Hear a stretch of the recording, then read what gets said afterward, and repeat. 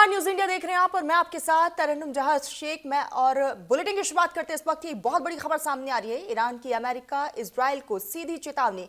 US ने हमला किया तो खतरनाक जवाबी कार्रवाई को अंजाम दिया जाएगा। इजराइल यूएस के सैन्य ठिकानों को निशाना बनाएंगे। इजराइल की तरफ से कहा गया अमेरिकी योद्धपोत हमारे निशाने पर होंगे। तो ईरान में जारी सरकार विरोधी प्रदर्शन के बीच हालात और तनावपूर्ण होते जा रहे हैं और अब ईरान ने अमेरिका और इजराइल को सीधी चेतावनी दी है कि अगर अमेरिका ने उस पर सैन्य हमला किया तो जवाब में इजराइल और क्षेत्र में मौजूद अमेरिकी सैन्य ठिकानों को वो नेस्तनाबूद कर देगा, निशाना बनाया जाएगा उससे। इससे पहले इजरायली सूत्र ने दावा किया था कि किसी भी अमेरिकी दखल की आशंका को देखते हुए इजराइल हाई अलर्ट पर है। ईरानी संसद में बोलते हुए स्पीकर मोहम्मद बाकिर कालीबाफ ने कहा था कि अगर ईरान पर हमला हुआ तो इजराइल और अमेरिकी सैन्य अड्डे और युद्धपोत हमारे निशाने पर होंगे। आपको बता दें कि कालीबाफ ईरान की रिवोल्यूशनरी गार्ड से जुड़े हैं और उनका ये बयान बेहद अहम माना जा रहा है। तो आपको बता दें कि इस बीच जो है लगातार तनातनी बढ़ती जा रही है और यूएस ने हमला किया तो खतरनाक जवाबी कार्रवाई को अंजाम दिया जाएगा। इजराइल यूएस के सैन्य ठिकानों को निशाना बनाएंगे। इसी बीच एक और बड़ी खबर आ रही है। ईरान में सरकार के खिलाफ हिंसक प्रदर्शन जारी है। ईरान में अब तक 648 प्रदर्शनकारियों की मौत की खबर है। हिंसक प्रदर्शन में कई सुरक्षा कर्मियों की भी मौत हो गई है। तो ईरान में इस वक्त लगातार यहाँ पर तनातनी जो है वो बढ़ती जा रही है। आग की लपटों में घिरा हुआ है इस वक्त ईरान। सरकार के खिलाफ भड़के जन आक्रोश में हिंसक रूप ले लिया है। सड़कों पर प्रदर्शनकारी है और सामने सुरक्षा बल है और इस बीच जो है लगातार गोलियां और आंसू गैस के गोलों का इस्तेमाल वहां पर सुरक्षा कर्मी करते हुए भीड़ को तितर बितर करने की कोशिश भी है। और ताजा रिपोर्ट्स के मुताबिक अब तक 648 प्रदर्शनकारियों की मौत हो चुकी है और धीरे धीरे ये आंकड़े जो है वो बढ़ते जा रहे हैं। और इन झड़पों में कई पुलिसकर्मी भी जख्मी बताए जा रहे हैं, मारे गए हैं कई पुलिसकर्मी भी। यानी हालात इतने बेकाबू है कि अब ये सिर्फ प्रदर्शन नहीं बल्कि खुला टकराव बन चुका है। ईरान के 100 से ज्यादा शहरों में हालात विस्फोटक नजर आ रहे हैं। महंगाई, बेरोजगारी और सरकारी दमन से नाराज लोग अब सीधे सत्ता के खिलाफ सड़कों पर है। सरकार ने इंटरनेट सर्विसेज बंद कर दिया है, सोशल मीडिया पर भी पाबंदी लगा दी है, लेकिन गुस्सा इतना बड़ा है कि अब उसे दबाया नहीं जा पा रहा। प्रदर्शनकारी सड़कों पर नारे लगा रहे हैं, तानाशाही नहीं चलेगी और जवाब में सुरक्षा बल गोलियों और गिरफ्तारी से भीड़ को रोकने की कोशिश में जुटे हैं। हिंसा के इस दौर में महिलाएं, बच्चे और आम नागरिकों की यहाँ पर मौतें हो रही है, वो इसकी चपेट में आ रहे हैं। कई इलाकों में अस्पताल लाशों और घायलों से भरे पड़े हैं। हालात वहाँ पर खराब और इसी कड़ी में ईरान में जिस तरीके से प्रदर्शनकारी इस वक्त आयतुल्लाह अली खामनी के नीतियों के खिलाफ विरोध जाहिर कर रहे हैं, सड़कों पर प्रदर्शनकारी है और सरकार विरोधी नारे लगा रहे हैं, अपनी आज़ादी की मांग कर रहे हैं और कई सूत्री मांगों को लेकर लगातार इस बीच विरोध का इजहार किया जा रहा है।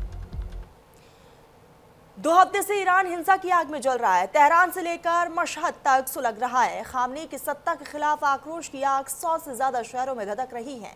प्रदर्शनकारी सड़कों पर है और बदलाव के नारे लगाए जा रहे हैं, लेकिन प्रदर्शनकारियों को कुचलने के लिए खामनी ने अब अपनी सबसे खूंखार सैनिकों को उतार दिया है, जो ईरान में कत्लेआम मचा रहे हैं। प्रदर्शनकारियों को बड़ी यहाँ पर बेरहमी से मारा जा रहा है, जिससे अमेरिकी राष्ट्रपति डोनाल्ड ट्रंप का गुस्सा और भी भड़क उठा।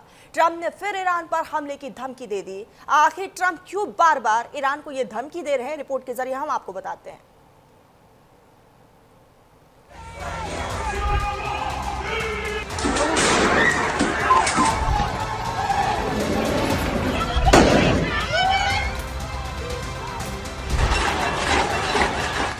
ईरान में जो आंदोलन आर्थिक विरोध के तौर पर महंगाई, बेरोजगारी और गिरती करेंसी के खिलाफ शुरू हुआ था, वो खामेनेई की सत्ता के लिए सबसे बड़ी चुनौती बन चुका है।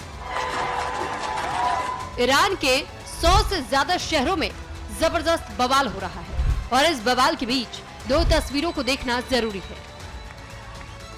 पहली तस्वीर तेहरान की सड़कों पर खामेनेई के विरोध की है, जहां सैकड़ों की संख्या में प्रदर्शनकारी सुरक्षा बलों से सीधी टक्कर ले रहे हैं। वहीं दूसरी तस्वीर भी ईरान की राजधानी की ही है, जहां खामेनेई के समर्थन में नारे लग रहे हैं। बड़ी संख्या में लोग सड़कों पर उतरकर ईरान के सुप्रीम लीडर का समर्थन कर रहे हैं। मतलब साफ है कि ईरान में एक धड़ा है जो खामेनेई को ही सत्ता में देखना चाहता है, तो दूसरा धड़ा बदलाव की आवाज बुलंद कर रहा है और इसी बीच ईरान के विदेश मंत्री अब्बास अरागची ने खामेनेई के खिलाफ प्रदर्शन कर रहे लोगों को आतंकी करार दिया। उन्होंने सोशल मीडिया पर पोस्ट कर लिखा, ईरान में इस समय जो कुछ हो रहा है वो एक आतंकी युद्ध है। इस हिंसा में शामिल आतंकी तत्वों ने सरकारी इमारतों, पुलिस थानों और कारोबार से जुड़ी जगहों पर हमले किए हैं। ये घटनाएं प्लानिंग के साथ की गई हैं। ईरानी अधिकारियों के पास ऐसे ऑडियो रिकॉर्ड मौजूद हैं जिनमें आतंकियों को आम नागरिकों और सुरक्षा बलों पर गोली चलाने के आदेश दिए गए हैं। ईरान का आरोप है इजरायल और अमेरिका के इशारे पर प्रदर्शनकारी ईरान को जला रहे हैं और उन्हें कुचलने के लिए खामेनेई ने अपने सबसे खूंखार सैनिकों को उतारने का फैसला लिया।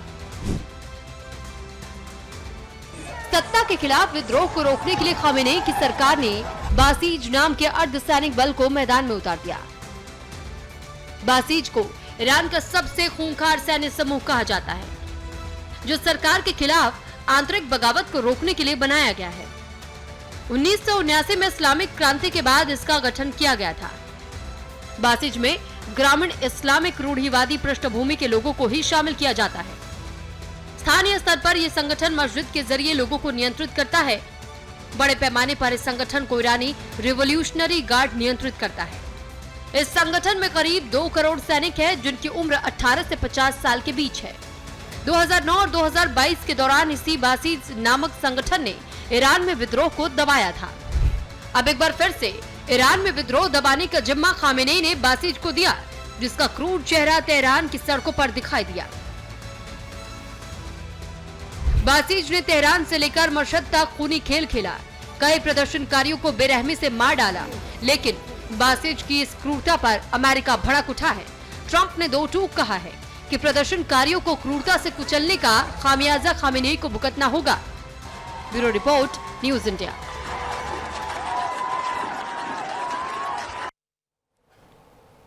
तो इसी बीच हमारे साथ खास मेहमान जुड़ चुके हैं। Retired colonel Sanjeet Sirohi defence expert है, किरोड़ी सिंह विदेश मामलों के जानकार है, पूर्णिमा नाथ रिपब्लिकन नेता हैं, हमारे साथ जुड़ गए हैं। बहुत बहुत स्वागत है आप सभी का। सबसे पहले तो किरोड़ी जी, मैं आपके पास ही आऊँगी। लगातार हम देख रहे हैं कि ईरान में किस तरीके से हालात है, सिचुएशन लगातार बद से बदतर होता जा रहा है। क्या इसके पीछे अमेरिका तो बिल्कुल साफ तौर पर नजर आ रहा है। क्या लग रहा है आने वाले समय में अमेरिका वर्सेस ईरान देखने को मिल सकता है? देखिए तरन्नुम, मैं 2 बातें कहना चाहूँगा। आपने अपनी रिपोर्ट में विस्तार से बताया कि ईरान की सरकार प्रदर्शनकारियों पे क्रैकडाउन कर रही है रूथलेसली।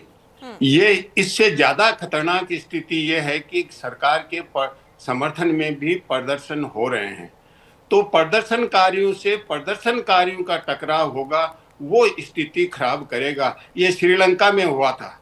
श्रीलंका में प्रदर्शनकारियों के अगेंस्ट में सरकार के समर्थन में प्रदर्शनकारी जाके उनको पीटने लग गए थे, तो वहां सरकार लगभग खत्म हो जाती है। तो अब ईरान में वही स्थिति बनती लग रही है। सरकार के समर्थन में भी प्रदर्शनकारी उतर गए हैं, तो जब प्रदर्शनकारियों से टकराव होगा तो सरकार इररिलेवेंट हो जाएगी, हालात बहुत ज्यादा बिगड़ेंगे।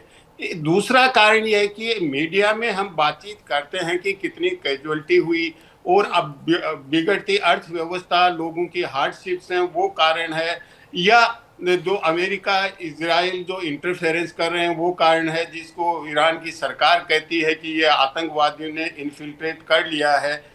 और तीसरा यह है कि इंटरनेट वगैरह को बैन कर दिया है, तो उसको स्टारलिंक के ट्रांसमीटर प्रदर्शनकारी यूज कर रहे हैं। लेकिन ये नहीं है, कारण इसका गहरा है, क्योंकि ईरान के समाज में 2 तरह की शक्तियां रही हैं। एक इस्लामिक तहजीब फोर्सेज रही हैं जो मजहबी हैं, मजहब है कि पे आधारित हैं, और दूसरा वहाँ पर्शियन तहजीब है। तो तहजीब और मजहब का टकराव लंबे समय से ईरान में रहा है और बहुत से और देशों में भी है। बांग्लादेश में भी लगभग यही टकराव रहा है, क्योंकि देखिए मजहब किसी भी कौम का बेस नहीं हो सकता। जहां जहां मजहब को कौम का बेस बनाया, तहजीब को क्रश करने की कोशिश की, वहां इस तरह के हालात होते हैं। तो जो पर्शियन तहजीब है उसको पहले ये होप था वहां के आवाम को कि खुमैनी आया है तो वो सुप्रीम लीडर तो रहेगा, लेकिन एक डेमोक्रेटिक, एक जमहूरियत वहां काम करेगी। जमहूरियत वहां काम भी करती है, लेकिन जमहूरियत के ऊपर जो वीटो पावर है वो सुप्रीम लीडर को है। तो जो ईरान में एक मूवमेंट चला वो ये था कि आप इस्लामिक पहले हैं, मुस्लिम पहले हैं, पर्शियन बाद में हैं। लेकिन जो पर्शियन तहजीब है वो इतनी डीप रूटेड है कि उसको आप मजहब से कंट्रोल नहीं कर सकते, ये मेन कारण है। तो खुमैनी ने पर्शियन तहजीब को क्रश करने की कोशिश की, दबाने की कोशिश की, और इसलिए विस्फोटक स्थिति बन रही है। जो आर्थिक कारण आपने बताए वो ट्रिगर हैं, उन्होंने ट्रिगर किया है, हालात को और ज्यादा खराब किया है, प्रदर्शनकारियों को बढ़ावा दिया है। अमेरिका और इजराइल का इंटरेस्ट ये है कि उसके लिए सरकार ने, ईरान की सरकार ये कह रही है कि हम बातचीत के लिए खुले हैं, प्रदर्शनकारियों से भी बातचीत करने को तैयार हैं, अमेरिका से भी बातचीत करने को लिए तैयार हैं। लेकिन अगर फाइट करना है तो हम वार के लिए भी प्रिपेयर्ड हैं, चाहे वो प्रदर्शनकारियों के साथ उनको कंट्रोल करना हो या अमेरिका इजराइल के बीच में उनसे ठीक है, यानी कि बातचीत के लिए ये बिल्कुल तैयार है। संजीत साहब, मैं आपके पास से आऊंगी, क्या लग रहा है वन टेबल टॉक से समस्या का समाधान निकल सकता है? देखिए तरन्नुम जी, सबसे पहले तो आपका बहुत बहुत धन्यवाद, आपने जो है चैनल पे मुझे बुलाया। मैं आपको ये बताना चाहता हूं कि थोड़ा हमको 7 महीने पीछे अगर हम जाएं तो जब इजराइल और ईरान की जो है लड़ाई हुई थी अप्रैल मई के महीने में, उस समय बेंजामिन नेतन्याहू की एक स्पीच है जिसमें उन्होंने बताया था कि हमने क्यों हमला किया है। उसके बाद उन्होंने ये कहा था कि हमारे जो दोनों देश हैं वहां के जो अवाम है उनके बीच में कोई झगड़ा नहीं है, ये जो ईरान के अंदर जो डिक्टेटरशिप है, जो मुल्ला लीडरशिप है, इसकी वजह से हमारे हालात खराब है। अगर ये रजीम चेंज हो जाता है तो दोनों देश जो है शांति से आपस में रह सकते हैं, दोनों की जो प्राचीन सभ्यता है और उसी हिसाब से हम रह सकते हैं। तो वो जो एक स्टार्ट पॉइंट था, और जो किरोड़ीमल जी कह रहे हैं उससे वो जो तहजीब की और रिलीजन की बात कर रहे हैं वो तो पुराने चली आ रही है। लेकिन ये जो आज के हालात के मुताबिक, ये 7 महीने पहले जो नेतन्याहू जी ने कहा था उसके हिसाब से ये वहां से कार्रवाई शुरू हुई, और उसके बाद अभी जो है ईरान की जो लीडरशिप है या वहां की डिक्टेटरशिप है या वहां के जो है रिलीजियस लीडर्स हैं, उनके पास अभी 4 चॉइसेस हैं, और अब उनकी लड़ाई अपने अस्तित्व की रह गई है। अब उनकी लड़ाई कोई इकोनॉमिक, जो जिस चीज के ऊपर ये प्रोटेस्ट स्टार्ट हुए थे वो नहीं रह गई, अब उनके अस्तित्व की लड़ाई है। तो अगर उनको अपना अस्तित्व बताना है तो उनको 4 ऑप्शन उनके पास अभी तक अवेलेबल है। एक तो वो ये है कि अपनी जनता को ये बताएं कि जो कुछ ये कुछ हो रहा है, ये यूएसए और इजराइल मिलके ये जो प्रोटेस्ट करा रहे हैं, इसलिए आप देखेंगे कि उनकी खबर ये आ रही है कि अब इसको जो प्रोटेस्ट को वो जो टेररिज्म का उन्होंने रूप दे दिया है, ताकि देश दोबारा इकट्ठा हो जाए यूएसए और इजराइल के खिलाफ। एक ऑप्शन वो है जो उसको पूरी कोशिश कर रहे हैं कि उसका इस्तेमाल किया जाए। दूसरा, जैसे आपने बताया कि उनकी बातचीत चल रही है, बातचीत के लिए वो तैयार है। बातचीत की सबसे बड़ी शर्त ये है कि ईरान को जो है न्यूक्लियर डील पे साइन करना पड़ेगा। तो क्या ईरान न्यूक्लियर डील पे साइन करने के लिए तैयार है, उसका भी एक बहुत बड़ा जो है क्वेश्चन मार्क है। और डोनाल्ड ट्रंप साहब ने कहा है कि बातचीत से पहले हमको कुछ ना कुछ एक्शन लेना पड़ेगा। तो अगर डोनाल्ड ट्रंप साहब कोई मिलिट्री ऑप्शन लेते हैं तो ये बातचीत में वहीं की वहीं ठंडी हो जाएगी। नंबर तीसरा ये है कि जिस तरीके से क्रैक डाउन किया जाए, ये जो प्रोटेस्टर्स है इनके ऊपर बुरी तरीके से क्रैक किया जाए, इसलिए उन्होंने आरजीसी को भी सड़कों पे उतार दिया। और आईआरजीसी उनकी फौज या उनकी नेवी एयरफोर्स नहीं है, आईआरजीसी का मकसद सिर्फ एक है कि इस रजीम को बचा के रखना। तो जब वो सड़कों पे उतर आई है तो फिर जो है प्रोटेस्टर्स के साथ वायलेंट होना ये लाजमन है। तो तीसरा ऑप्शन ये है। चौथा ऑप्शन ये है कि कोई ना कोई इकोनॉमिक कंसेशन दिया जाए, कोई ना कोई टैक्स में रिलीफ दी जाए या कुछ और दिया जाए जिससे वहां के लोग शांत हो जाए। तो अभी के लिए ये कहना बड़ा मुश्किल है, जो आपका सवाल था कि क्या बातचीत से इसका हल निकल सकता है, तो मेरा जवाब है इसका हल बातचीत से अभी नहीं निकल सकता। संजीव जी, यानी बिल्कुल संजीव जी, यानी कि बातचीत से इसका समस्या का जो समाधान है वो नहीं निकल पाएगा। पूर्णिमा जी, मैं आपके पास ही आऊंगी। अमेरिका आखिर चाहता क्या है? वो ईरान में रिजीम चेंज चाहता है? नमस्ते, thank you so much for having me. जय हिंद। Yes and yes and yes. There is no doubt about it. ये जो रिजीम चेंज का खेल है अमेरिका का, ये बहुत दर्दनाक है। मुझे समझ नहीं आता कि ग्लोबल पावरफुल कंट्रीज क्यों बोलते नहीं है। आज कुछ दिन पहले वेनेजुएला का लीडर को उठा के लेके आ गए। आज ईरान में ऐसे हो रहा है, कुछ दिन पहले बांग्लादेश में ऐसे हुआ। जैनजी आ जाते, कोई भी रीजन हो कोई भी कंट्री में, सब कंट्री में ऐसा तो नहीं है कि सब countries everything is fine in with in the country. इसका मतलब नहीं है कोई और आके वहाँ पे रिजीम चेंज करे, अपने जैसे किसी को वहाँ पे पपेट बिठाए। अनफॉर्चुनेटली ईरान के लिए वो दैट इज द ट्रूथ। 1953 में उनका जो रिजीम चेंज करवाया था CIA और MI6 ने, ऑपरेशन एजक्स नाम था उसका, वहाँ पे मोसादेक को हटाया था because he wanted to and actually he nationalised Iran oil.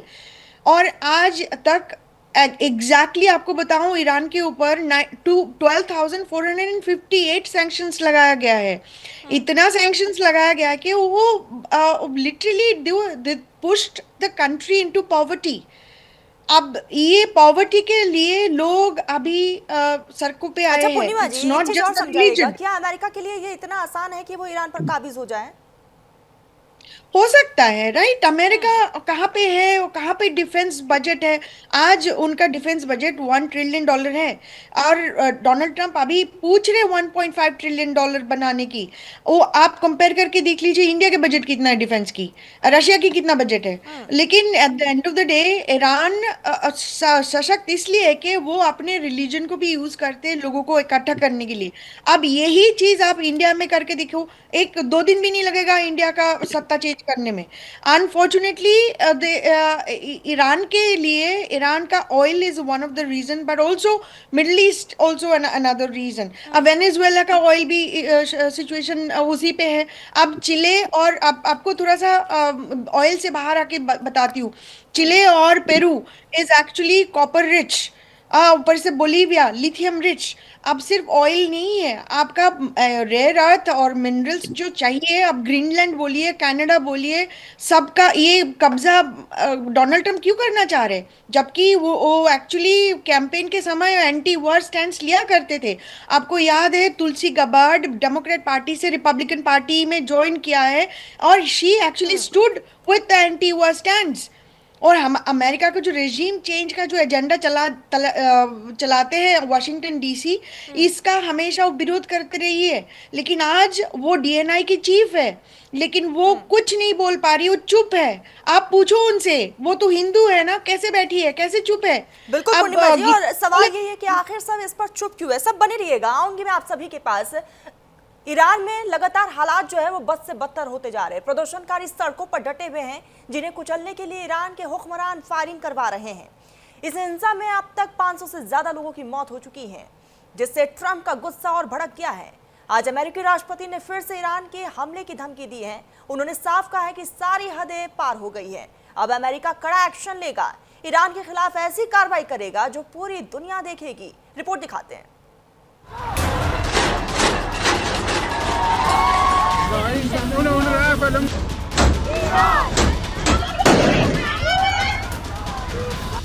Iran की आवाम का आक्रोश आग की शक्ल लेने लगा। खामनेई के खिलाफ शहर शहर विद्रोह होने लगे।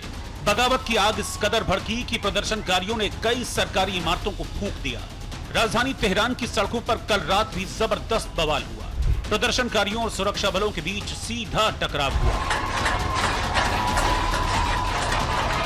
ईरान में हिंसा की आग जब विकराल होने लगी, तब अमेरिकी राष्ट्रपति डोनाल्ड ट्रंप ने 4 दिनों के अंदर 5वीं बार ईरान के सुप्रीम लीडर खामेनेई को हमले की सीधी धमकी दी। ट्रंप ने एक बार फिर कहा कि प्रदर्शनकारियों पर ईरानी शासन की ज्यादतियां बढ़ रही हैं, जिसे देखते हुए वो ईरान पर हमला कर सकते हैं।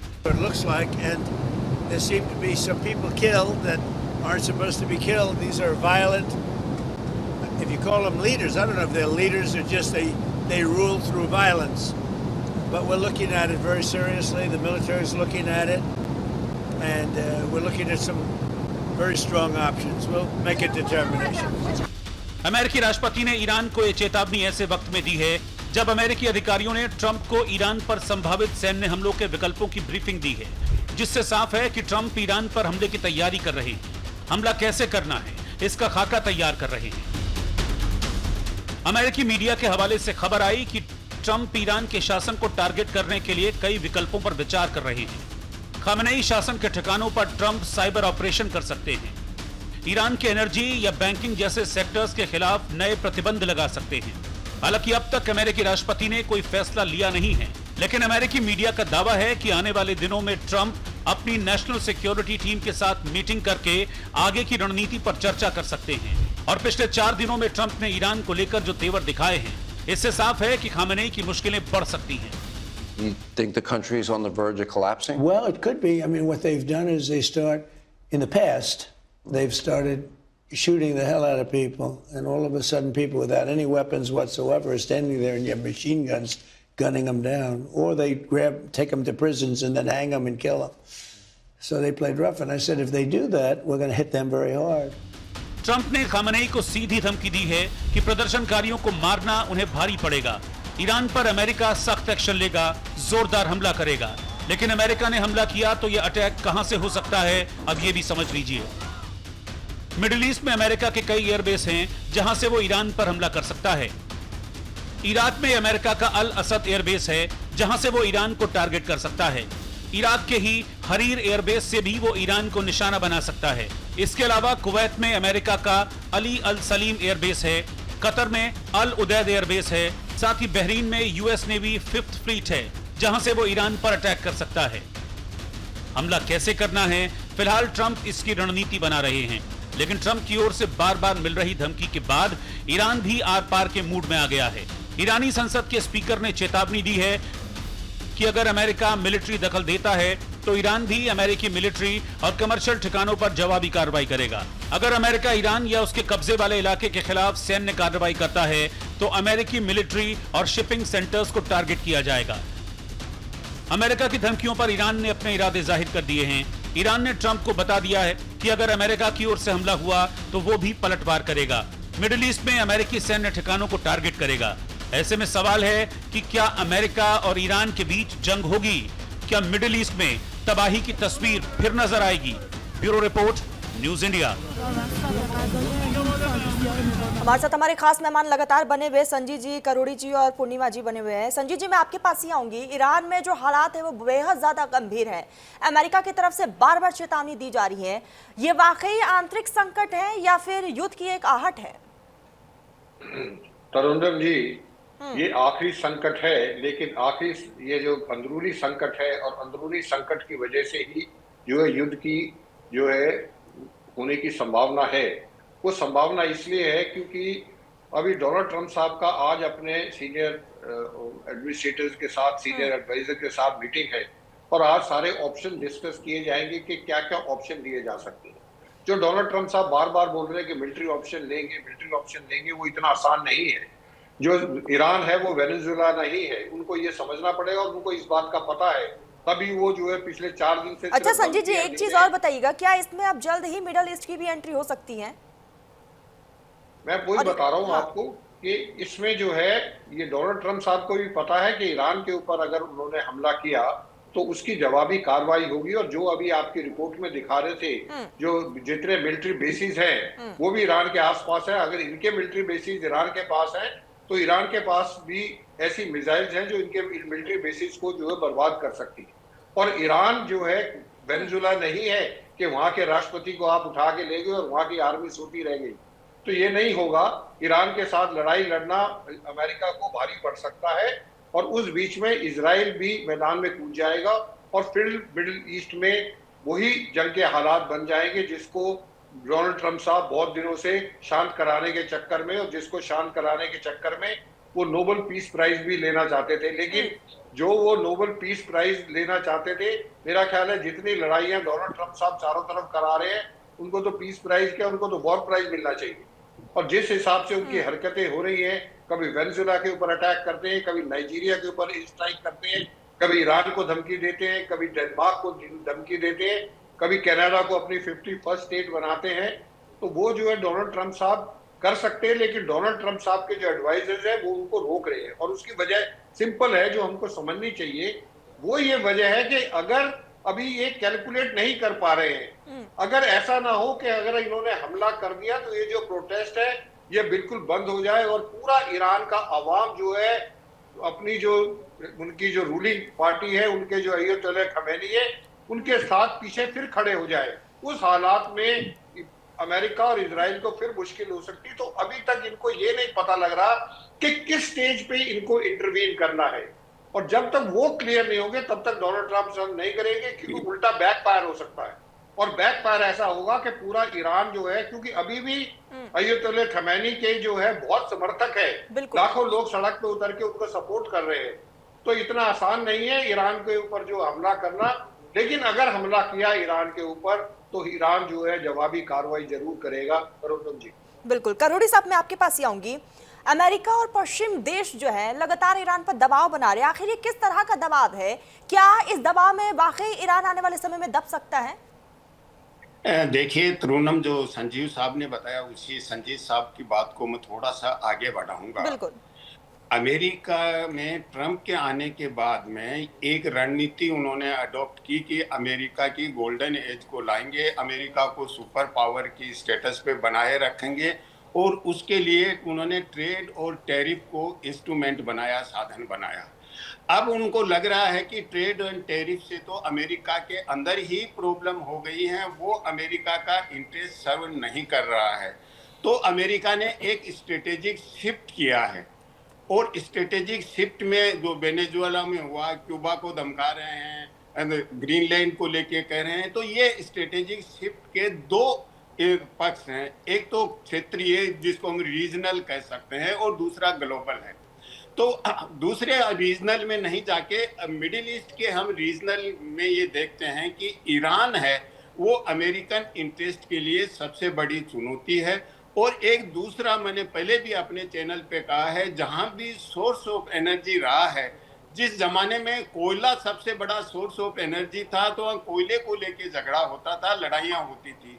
आज ऑयल है तो ऑयल को लेके ईरान के ऑयल पे कंट्रोल करना चाहते हैं। ये अमेरिका की पुरानी रणनीति है, आज से नहीं है, ये 53 से है।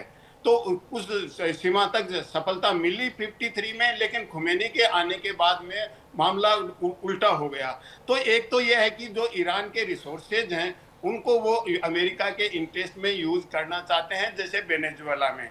दूसरा यह है कि मिडिल ईस्ट में अमेरिका की जो सुप्रीमेसी है उसको ईरान चुनौती दे सकता है, और ईरान ने यहाँ तक कह दिया है कि अगर अमेरिका अटैक की प्लान करता है और ईरान ने ऑब्जेक्टिव असेसमेंट किया कि अमेरिका अटैक करने वाला है, तो हम उसका इंतजार नहीं करेंगे, हम पहले ही रिटालिएट प्रीएम्प्टिव मेजर ले लेंगे और अमेरिकन बेसेस पे अटैक करेंगे, अमेरिकन शिप्स जो पर्शियन गल्फ में हैं उन पे अटैक करेंगे, और हम इजराइल पे भी अटैक करेंगे, यहाँ तक इन्होंने कह दिया है। तो ईरान इंतजार नहीं करेगा। अब अमेरिका के सामने दो ऑप्शन है, एक तो साइबर अटैक, जिसकी अमेरिका ज्यादा संभावना उसी की है कि अमेरिका ईरानियन सिस्टम को कोलैप्स कर देना। दूसरा है कैनेटिक एक्शन, और कैनेटिक एक्शन मैं संजीव साहब से बिल्कुल सहमत हूं कि बड़ा अमेरिका के लिए खतरनाक होगा, मिडिल ईस्ट के लिए तो होगा ही, स्वयं इजराइल और अमेरिका के लिए बड़ा खतरा होगा, क्योंकि ये वेनेजुएला जैसा छोटा कंट्री नहीं है, पुरानी सभ्यता है, मजबूत देश है। तो इसमें अगर अमेरिका फंस गया तो निकलना मुश्किल हो जाएगा, अमेरिका के लिए बहुत खतरनाक स्थिति होगी। और अमेरिका की जिस तरह की टीम है, जिस तरह का सिस्टम है, डेफिनेटली वो पूरी स्थिति को असेस कर रहे हैं। तो मुझे नहीं लगता कि डायरेक्ट। अच्छा करोड़ी साहब, एक चीज और समझाया, क्योंकि इस वक्त जो ईरान में हालात है, क्या लग रहा है कि ऐसे समय में ईरान का हाथ कौन सा मुल्क थाम सकता है? देखिए, ईरान का जहां तक हाथ, चीन और रशिया प्रत्यक्ष रूप से मुझे नहीं लगता कि इन्वॉल्व होंगे, लेकिन चीन और रशिया का सपोर्ट है, और जो अमेरिका के साइबर अटैक होंगे उनको कंट्रोल करने के लिए, उनको रिवर्स करने के लिए चाइनीज जो सर्विलेंस मैकेनिज्म है, मेथड है, वो ईरान को निश्चित रूप से सपोर्ट मिल रहा है। तो ईरान का अपना सर्विलेंस नेटवर्क चीन के समर्थन से, और जो मिसाइल सिस्टम है वो रशिया के समर्थन से ईरान के पास ऑलरेडी है। तो इतना आसान नहीं होगा कि अमेरिका साइबर अटैक करे, लेकिन मुझे लगता है कि अमेरिका साइबर अटैक ही करेगा, और चीन और रशिया हैं वो ईरान के साथ खड़े होंगे। और देखिए, जो अमेरिका की ग्लोबल स्ट्रेटेजी यही है, इसीलिए तो अमेरिका ये जानता है कि चीन और रशिया से डायरेक्ट लड़ाई बहुत खतरनाक होगी। तो जो चीन और रशिया के अलाई हैं, जैसे वेनेजुएला था, वो चीन और रशिया के बहुत नजदीक था, ईरान बहुत नजदीक है, तो वो चीन और रशिया के जो दोस्त हैं उनको अलग करने का प्रयास कर रहे हैं। और उन्होंने, ट्रंप ने अभी ये भी कह दिया है कि ईरान से जो व्यापार करेगा उस पर तो क्या 25% किरोड़ी साहब, टैरिफ भी लगाऊंगा मैं। क्या ये लड़ाई जो है ईरान की आड़ में चीन रशिया वर्सेस अमेरिका देखने को मिल सकता है आने वाले समय में? देखिए, निश्चित रूप से चीन और रशिया डायरेक्ट और अमेरिका डायरेक्ट नहीं लड़ सकते। डायरेक्ट लड़ने का मतलब तो वर्ल्ड वार है और वो पूरी दुनिया के लिए, प्लानेट के लिए डिजास्टर्स होगा। तो इनडायरेक्ट निश्चित रूप से वो अमेरिका का कन्फ्रंटेशन, और अमेरिका का टारगेट भी यही है। ठीक है, यानी कि साफ है कि आने वाले समय में तस्वीरें और भी ज्यादा घातक देखने को मिल सकती है। पूर्णिमा जी, मैं आपके पास ही आऊंगी। आखिर अमेरिका चाहता क्या है? डोनाल्ड ट्रंप तो ये भी चाह सकते थे कि वहां पर जो प्रदर्शनकारी है वो उनको समझाते, अलग तरीका अपनाते, लेकिन इस तरीके से धमकी देना, ईरान को हम कमतर तो नहीं आंक सकते। कभी भी ईरान की तरफ से भी अटैक हो सकता है। ईरान ने जो इजराइल पे किया उसको भी नहीं भूला जा सकता। ईरान के डिफेंस सिस्टम को भी हम नहीं भूल सकते। तो क्या सिर्फ और सिर्फ एक चीज और, क्या सिर्फ ये एक दबाव है कि ईरान एक कदम पीछे हट जाए, या वाकई अमेरिका कदम उठा सकता है? Thank you, great question. First of all, Iran की जो रिस्पॉन्स है ना, I am very impressed about it. वो डर के नहीं बैठे हुए। अभी यही धमकी इंडिया को देते तो इंडिया कुछ नहीं बोलते। लेकिन आपको मैं थोड़ा सा हिस्ट्री बताती हूँ। 55 years from 1945 to 2000, there were 80 regime changes conducted by CIA and America. Both Republican Party and Democrat Party were involved. उसमें से आप अगर देखेंगे 50 to 55% रिपब्लिकन ने करवाया और 45 to 50% डेमोक्रेट ने करवाया। लेकिन दोनों पार्टी इन्वॉल्व थे, उनके तरीके डिफरेंट थे। Republicans liked to do overt regime changes और बेसिकली मिलिट्री एक्शंस, और डेमोक्रेट्स यूजुअली कोवर्ट ऑपरेशंस करते थे। अब ये जो ईरान की सिचुएशन जो आपको मैंने पहले बताया था, उनके ऊपर लिटरली 12,485 सैंक्शंस लगाया गया अभी तक। अब 9,000, ओवर 9,000 इज एक्टिव। ये इंडिविजुअल बिजनेसेस, उनके ऑयल, सबके ऊपर वो लगा के दिया। आज जो सिचुएशन है वो होता ही नहीं अगर सैंक्शंस नहीं होता। आज वहाँ पे सिर्फ रिलीजन का बात नहीं है। आपके सर थोड़ी देर पहले बोल रहे थे, वो पुरानी पर्शिया की बात कर रहे थे। पर्शिया की बात करने से भी Iran is not going back to Zoroastrianism, they are going back to Christian conversion. So there is a problem, there is a western hand here, जो हमें ये एक्सेप्ट करना पड़ेगा और एक्नॉलेज भी करना पड़ेगा। ऊपर से आप देखिए, ये जो ईरान का सिचुएशन, आपने ये क्वेश्चन पूछा कर सकता है कि नहीं, ऑब्वियसली कर सकता है। वेनेजुएला में जाके वहाँ पे अभी रिपोर्ट आ रहा है, वहाँ उन्होंने कोई मिस्ट्री वेपन यूज किया था, वहाँ पे उल्टियाँ आ रही थी, वॉमिट कर रहे थे ब्लड की। अब कुछ भी कर सकते हैं। अब अमेरिका का हिस्ट्री आप ले लीजिए, ये मैंने तो सिर्फ 50 साल का बताया। पहले जो आपको फर्स्ट एक्चुअली कू के बारे में आपको पता चलेगा, दैट वाज बैक इन 1893, 200 साल पहले। इट वाज हवाई की क्वीन लिली यूकलानी को उखाड़ के फेंक दिया गया था, और अमेरिका किया था वो। That was the first, one of the first actually recorded coup by America. 200 साल की कू है, ये बंद नहीं होने वाला है। मैं तुलसी कबाड़ की बात इसलिए कर रही थी कि वो हिंदू है, वो हरे कृष्णा फॉलो करती है, लेकिन एक हिंदू कॉन्शियस जिसको है, उनके लिए war is not the first mechanism. She actually changed party because she wanted to be part of GOP, because तब जीओपी ये वॉर के अगेंस्ट बात करते थे और एंटी वॉर स्टैंड्स लिया करते थे। I feel bad for her because she is not able to say anything, वो चुप है।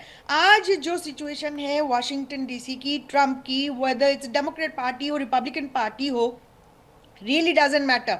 ये जाके वो वहां पे चेंज करके शाह को बिठाएंगे। मैं आपको छोटा सा एक एग्जांपल देती हूँ। शाह को बिठाया तो था 1953 में, वहां पे जब ऑपरेशन एजेक्स किया था, उसके बाद जो उनके जो पूर्वजों को बिठाया था वहां पे, पल्लवी को, 1978 की ब्लैक फ्राइडे की बात देख लीजिए। वहां पे वो क्या बेनेवलेंट लीडर हुआ करता था, वो भी तो डिक्टेटर ही था। लेकिन the only difference was oil was flowing to west, or America and UK, everybody was happy. वहां पे कितने लोगों को मार रहे, फर्क नहीं पड़ रहा है। आज जो प्रेसिडेंट ट्रम्प हमें बोल रहा है, हमें बड़े बड़े भाषण दे रहा है कि I will protect the protesters, और यहाँ पे 2 दिन पहले हमारे एक प्रोटेस्टर को मारा गया है। वही और वो वही protester पूर्णिमा जी, वही है, नहीं डोनाल्ड करता। ट्रम्प अगला कदम क्या उठा दे किसी को नहीं पता, उनको समझना मुश्किल ही नहीं नामुमकिन है। बने रहिएगा आप सभी। ईरान में उफान रहे प्रदर्शन के बीच अयतुल्ला अली खamenei को अब आने वाले तूफान का अंदाजा लग गया है। उन्होंने इस तूफान का सामना करने की तैयारी भी शुरू कर दी है। खamenei ने विद्रोहियों के लिए मौत का इंतजाम कर दिया है। इसके साथ ही हथियारों से लैस दुश्मनों से निपटने के लिए ईरान के पाताल से सोई सबसे घातक मिसाइलों को एक्टिव कर दिया है। आखिर कौन सी ये मिसाइल है जो बेहद ज्यादा घातक बताई जा रही है ईरान की तरफ से, रिपोर्ट दिखाते हैं।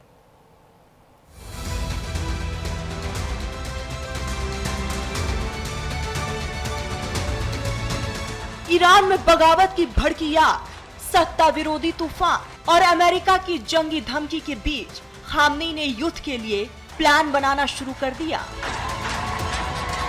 खamenei को अंदाजा हो गया है कि उनकी सत्ता को गिराने वाला तूफान करीब है, इसीलिए दुश्मनों से निपटने के लिए ईरान के पाताल में सोई सबसे घातक मिसाइलों को एक्टिव कर दिया।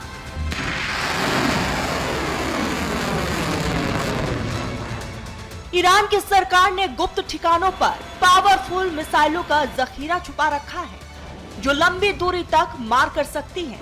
उन्हें एक्टिव कर दिया गया।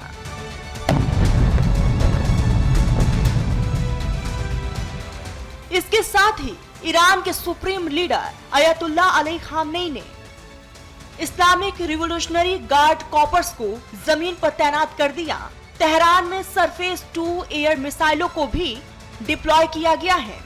IRGC ने तेहरान समेत कुछ शहरों में एयर डिफेंस और मिसाइल एक्सरसाइज कराई है।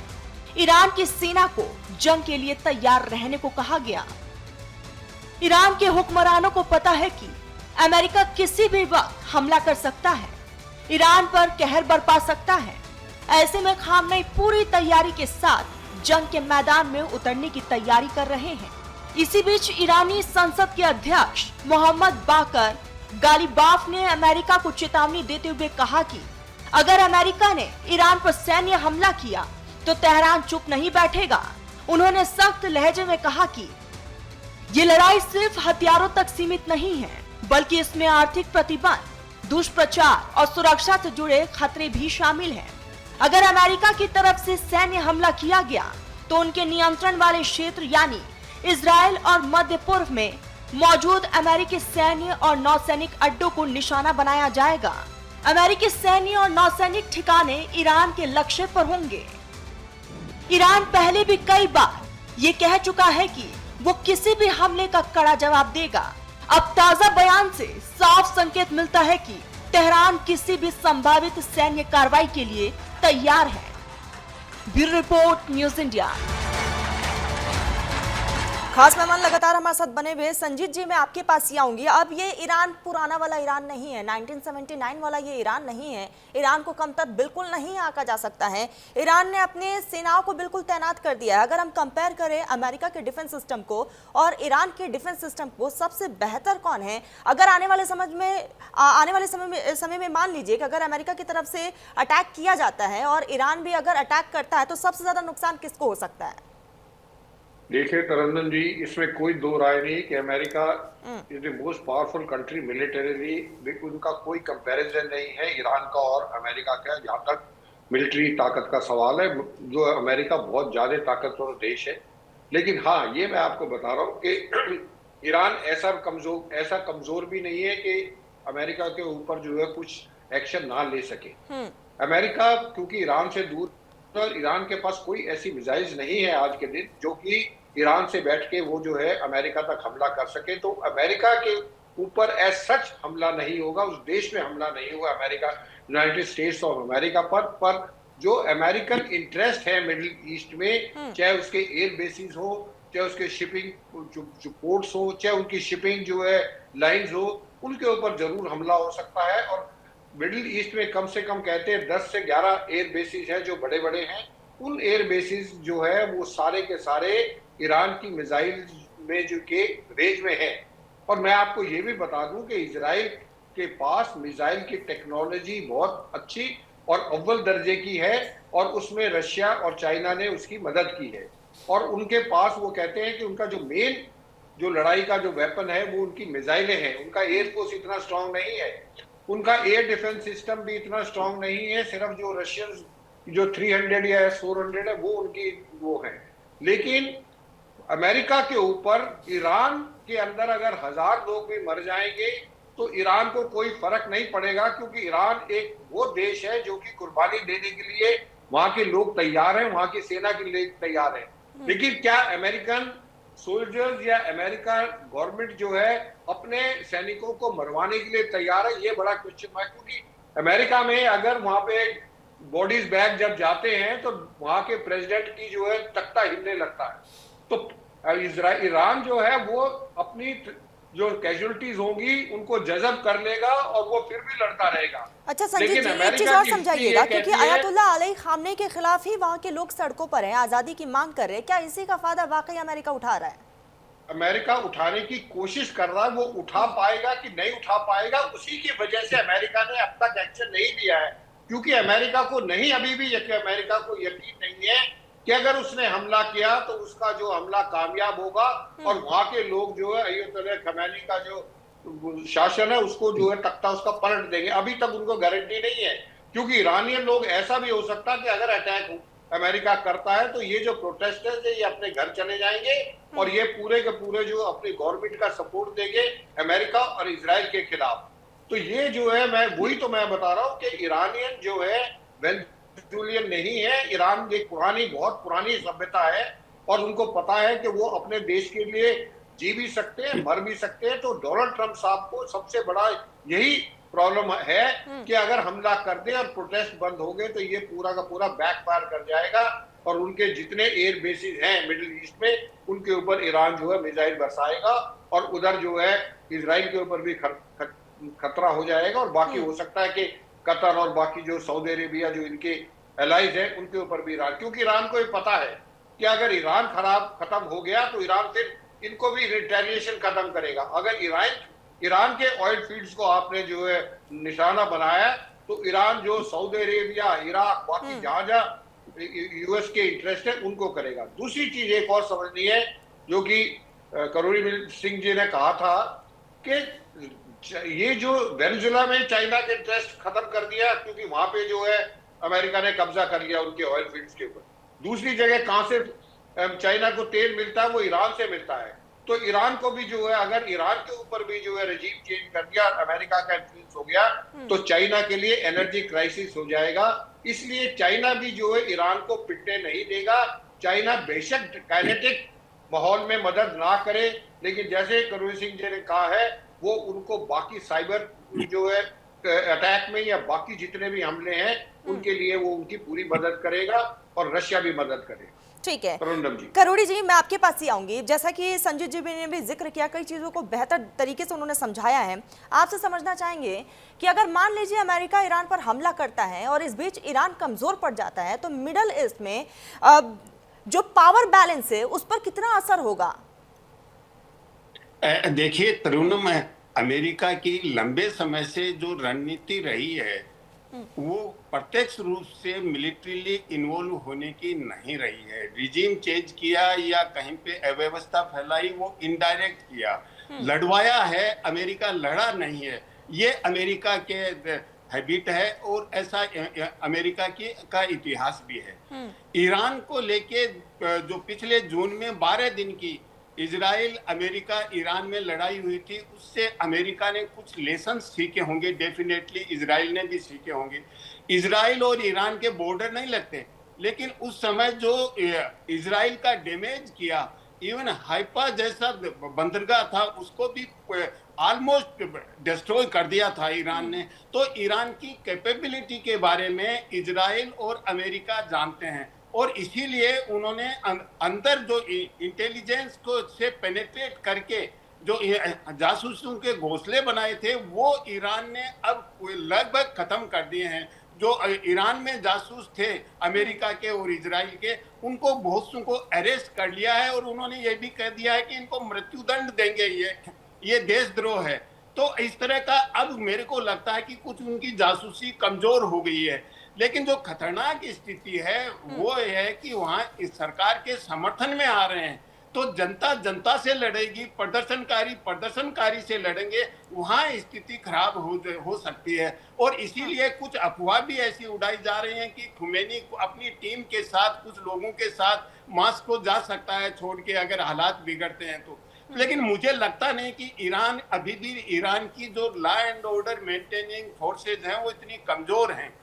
दूसरा, आपका जो सवाल है कि मिडिल ईस्ट में क्या अलाइनमेंट सिस्टम चेंज होगा, देखिए इस समय जो मिडिल ईस्ट में अलाइनमेंट है, एक तरफ यूएई वो कुछ सीमा तक इजराइल के साथ है, इधर सऊदी अरब है, टर्की है और पाकिस्तान भी इनके साथ है, तो एक अलग तरह का रीअलाइनमेंट हो रहा है। सऊदी अरब और यूएई में भी डिफरेंसेस आ रहे हैं। तो अगर ईरान कमजोर होगा, कोलैप्स होगा, तो कोई न कोई अलायंस है निश्चित रूप से ईरान के समर्थन में आएगा, प्रत्यक्ष रूप से या अप्रत्यक्ष रूप से, क्योंकि अमेरिका ये चाहता है कि केओस हो और केओस में हम कुछ कर बैठे, कुछ मिडिल ईस्ट में अपना डोमिनेशन बनाए रखें। लेकिन अमेरिका के लिए इतना आसान नहीं होगा मिडिल ईस्ट में डोमिनेशन बनाए रखने के लिए। मुझे लगता है कि चीन की जो, लेकिन इन सारी चीजों को देखते हुए ईरान में जो चीज देख रहे हैं, इसके इतर जो है अमेरिका एक बहुत बड़ा संदेश जो है सभी को देना चाहता है। पूर्णिमा जी, मैं आऊंगी आपके पास, लेकिन इसी बीच एक बहुत खास हम आपको रिपोर्ट दिखाएंगे, क्योंकि ईरान में सड़कों पर उतरे प्रदर्शनकारी बदलाव की मांग कर रहे हैं, सत्ता के खिलाफ आवाज उठा रहे हैं, और इसी बीच क्राउन प्रिंस रजा पहलवी को सत्ता सौंपने की मांग भी उठ रही है। लेकिन ये रजा पहलवी आखिर है कौन, क्यों ईरान में इनके नाम की चर्चा हो रही है, रिपोर्ट देखिए।